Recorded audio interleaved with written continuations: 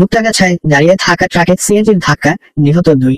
ময়মনসিংহের মুক্তাগাছা ময়মনসিংহ সড়কের নতুন বাজার কানাইবটতল এলাকায় আজ সকালে এক মর্মান্তিক সড়ক দুর্ঘটনায় 2 জন নিহত হয়েছেন।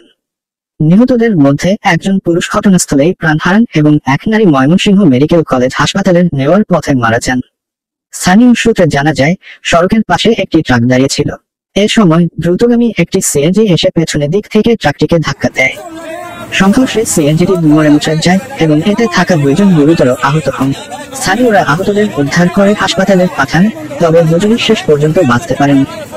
নিহত পুরুষের বাড়ি মুক্তাগাছা উপজেলার শিলগা গ্রামে বলে জানা গেছে। খবর পেয়ে মুক্তাগাছা থানা পুলিশ ঘটনাস্থলে পৌঁছে দুর্ঘটনা কবলিত ট্রাক ও সিএনজি জব্দ করেছে।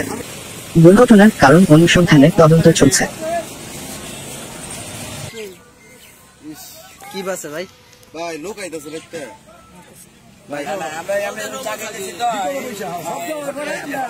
চাকাইতেছি এখানে আমরা শব্দ আওয়াজ পেয়ে এখানে বের হয়ে দিয়ে অবস্থা আমরা টান্না আমরা হাসপাতালে এই যে